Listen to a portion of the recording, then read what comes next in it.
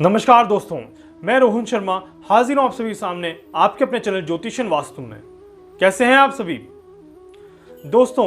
आज इस वीडियो में हम बात करने वाले हैं नवरात्रि में यहां पर क्या कुछ नेगेटिव सा दिखाई दे रहा है।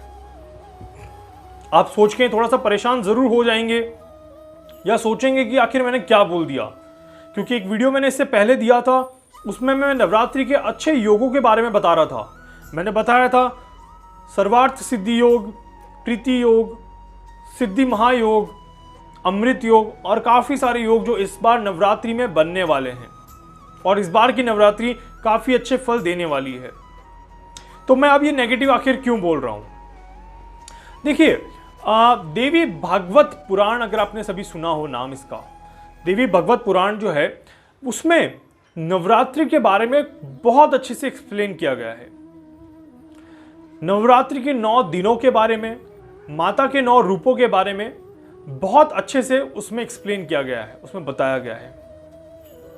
और उसमें एक चीज बताई गई है कि जब जब नवरात्रि होती है तो माता का, वैसे तो देखिए वाहन अगर बात करें तो शेर है, बट जब भी नवरात्रि होती है तो माता जो है वो पृथ्वी पर आती है, तब वो अलग अलग वाहन से आती है और जिस वाहन से माता आती हैं उसी वाहन के हिसाब से हम ये भविष्यवाणी करते हैं कि आने वाला समय कैसा गुजरने वाला है।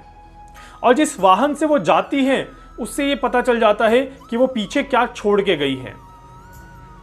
तो ज्योतिष शास्त्र में इसका भी एक बड़ा लंबा चौड़ा कैलकुलेशन यहां पर बनता है, पर मैं आप सभी को उस कैलकुलेशन को बड़े ही शॉर्ट और सिंपल शब्दों में आप सभी को बताने की यहां पर कोशिश कर रहा हूं। देखिए, इस बार जो शारदीय नवरात्र का आरंभ हो रहा है ये 17 अक्टूबर 2020 से यहां पर हो रहा है और शनिवार के दिन से यहां पर शारदीय नवरात्र का आरंभ हो रहा है। शारदीय नवरात्र में इस बार जो माँ देवी भगवत का जो देवी भगवत पुराण में जो श्लोक लिखा हुआ है उसके आधार पर इस बार माता का जो वाहन है वो अश्व है, घोड़ा। जी हाँ, तो इस बार जो माता का आगमन होगा वो घोड़े पर होगा। जी, शनिवार के दिन माता का आगमन होने के कारण उनके वाहन का जो इस बार बना है वो अश्व बना है।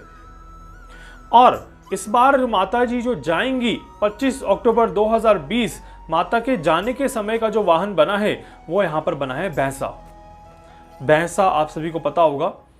देखिए, ऐसा ज्योतिष पुराण में और देवी भगवत पुराण के आधार पर मैं आप सभी को ये बात बता रहा हूं, कोई अपने मन से बात नहीं बता रहा हूं। देवी भगवत पुराण में लिखा गया है बकायदा ऐसा कि जब जब माता का अश्व पे आगमन होता है तब तब वहां पर क्या चीजें होती है वो मैं आपको बताता हूं। सबसे पहले जब भी अश्व पे आगमन होता है तो विद्रोह की भावनाएं देश में जागृत हो जाती है। जी हाँ, विद्रोह की भावनाएं देश में जागृत हो जाती है और इसी कारण से इस बार भी इस नवरात्रि से लेके अगली नवरात्रि के बीच में जो चीजें होने वाली हैं वो कुछ इस तरह से होने वाली हैं कि यहां पर देश में विद्रोह जैसी स्थितियां पैदा हो जाएगी। जी हाँ, विद्रोह जैसी स्थितियां पैदा हो जाएगी और सरकार के और जनता के बीच में किसी न किसी बात को लेके विद्रोह होगा और उसमें जनता सर्वोपरि रहेगी और सरकार को सामना करना पड़ेगा। जी, बिल्कुल ऐसा यहां पर देवी भगवत पुराण के श्लोक के आधार पर मैं आप सभी को बता रहा हूं। इसके अलावा आंधी, तूफान, बारिश ऐसी संभावनाएं भी यहां पर बढ़ जाती है। इसीलिए शायद ये तो मैं कैलकुलेशन आज कर रहा हूं और आज बता रहा हूं, पर ग्रहों की कैलकुलेशन के हिसाब से मैंने आपको बहुत पहले ही बता दिया था कि नवंबर दिसंबर में ऐसी संभावनाएं वैसे भी बन रही है और नवरात्रि के बाद ऐसी संभावनाएं और ज्यादा प्रबल हो जाती है यहां पर। तो आंधी, तूफान, बारिश की स्थितियां यहां पर बन जाती है। पड़ोसी राज्यों से युद्ध जैसी स्थिति यहां पर दिखाई देती है। सीमाओं में विवाद होता है, उथल पुथल जैसी संभावनाएं यहां पर रहती है। कई राज्यों की सत्ता परिवर्तन यहां पर हो सकता है, ऐसे चांसेस यहां पर दिखाई देते हैं। तो जब जब देवी मां अश्व पर आती है तो वो इस तरह की चीजें दिखाती है जनता को और लोग इस तरह की चीजें देखने पर मजबूर हो जाते हैं। इसी तरह से जब देवी माँ यहां पर जाएंगी इस बार, तो वो भैंसे पर बैठ के जाएंगी। देवी भागवत पुराण में बताया गया है कि जब माँ भैंसे पर बैठ के जाती है तो रोग और शोक मतलब कि दुख दे के जाती है।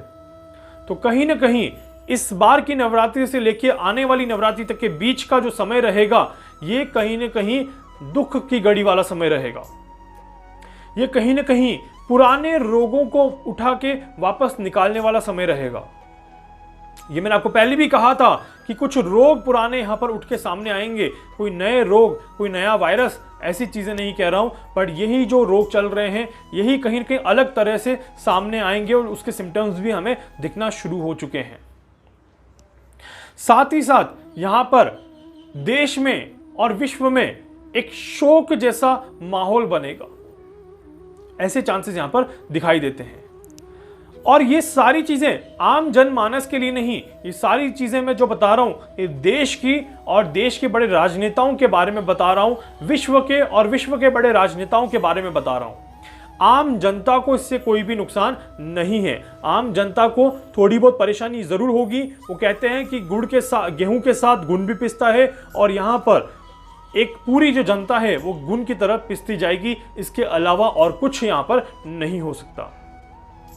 तो यहां पर देखिएगा कि कुछ देश पानी के लिए परेशान होंगे और कुछ देश पानी की वजह से परेशान होंगे। मैं सिर्फ भारत की बात नहीं कर रहा कि ये सारी परिस्थितियां सिर्फ भारत में होगी, ऐसा नहीं है। ये पूरे विश्व में बात कर रहा हूं कि पूरे विश्व में इस तरह की चीजें देखने को मिल सकती हैं। कहीं पर खेती बहुत अच्छी होगी और कहीं पर खेती का नामो निशान नहीं होगा, ऐसी भी संभावना यहां पर दिखाई देती है। कुछ देश जानबूझ के युद्ध की जैसी स्थिति पैदा करेंगे और अपने पैर पर कुल्हाड़ी मारेंगे और अपने ही देश को परेशान करेंगे, ऐसे भी चांसेस बनेंगे। इसमें चाइना सबसे बड़ी गलती यहां पर करेगा और चाइना की आंतरिक स्थिति बहुत ज्यादा खराब होने वाली है। इसी तरह से पाकिस्तान की भी आंतरिक स्थिति बहुत ज्यादा खराब होने वाली है और भारत की भी आंतरिक सत्ता परिवर्तन होने वाला है। लोगों के साथ जन विरोध होने वाला है। सरकार को कहीं ना कहीं बहुत सारी समस्याओं का सामना करना पड़ सकता है। ऐसे चांसेस यहां पर क्लियरली दिखाई देते हैं। तो इसीलिए इस बार की जो नवरात्रि है ये कुछ अच्छे योग तो लेके आ रही है, पर माता का जो वाहन का जो संदेश दिखाई दे रहा है वो बहुत ज्यादा अच्छा यहां पर दिखाई नहीं दे रहा है। इन सब से हमें कैसे बचना है और हमें अपने आप को कैसे सुरक्षित रखना है, इसके उपाय मैं आप सभी को टाइम टू टाइम यहाँ पर बताता रहूंगा, ताकि आपको किसी भी तरह से कोई भी परेशानी नहीं आएगी। और ये गारंटी जरूर दे सकता हूं कि इस चैनल से अगर आप जुड़े रहेंगे तो आप सभी को एक हिम्मत और एक पॉजिटिविटी जरूर अपने पास रहेगी और आप बड़ी से बड़ी समस्या का भी आराम से सामना कर लेंगे और किसी भी तरह से अपने आप को परेशान नहीं करेंगे और इस देश के विकास में आप सभी अपनी भूमिकाएं निभा सकते हैं। क्योंकि इस बार जो समय है वो देश के लिए समय है और इस बार हमें जो सपोर्ट करना है वो देश को सपोर्ट करना है। तो इसीलिए यहाँ पर अब हमें कहीं न कहीं अपने आप को मजबूत करने की जरूरत है और इस नवरात्रि में माता रानी से हम प्रार्थना करेंगे कि इस तरह की खराब चीज़ें बहुत ज़्यादा ना हो और जो बहुत चल रहा है खराब वो भी खत्म हो जाए और आने वाला समय भी यहाँ पर अच्छे से निकले। यही मेरी कामना है और यही मेरी माता जी से प्रार्थना भी है। नवरात्रि आएगी, हम सभी मिलकर प्रार्थना करेंगे और एक एक दिन के बारे में मैं आप सभी को क्लियरली बताऊंगा कि आज का दिन आपका कैसा जाएगा। नवरात्रि में आपको आज क्या करना है, कल क्या करना है, 9 दिनों तक आप माता रानी को कैसे प्रसन्न कर सकते हैं और अपने आप को कैसे प्रसन्न कर सकते हैं, अपने फायदे को कैसे आप ले सकते हैं, ये सारी चीजें मैं आपको आने वाले समय में बताता रहूंगा। इस वीडियो को प्लीज लाइक करिएगा, शेयर करिएगा, सब्सक्राइब करिएगा, ज्यादा से ज्यादा लोगों तक पहुंचाइएगा ताकि ज्यादा से ज्यादा लोग इस वीडियो को देख पाएं और समझ पाएं। इसके अलावा अगर आप मुझसे कुछ पूछना चाहते हैं, कुछ जानना चाहते हैं, अपनी कुंडली के बारे में कुछ एनालिसिस करवाना चाहते हैं, आप मुझसे संपर्क कर सकते हैं। मैं पूरी कोशिश करूंगा कि आपकी हर संभव मदद यहां पर कर सकूं। धन्यवाद।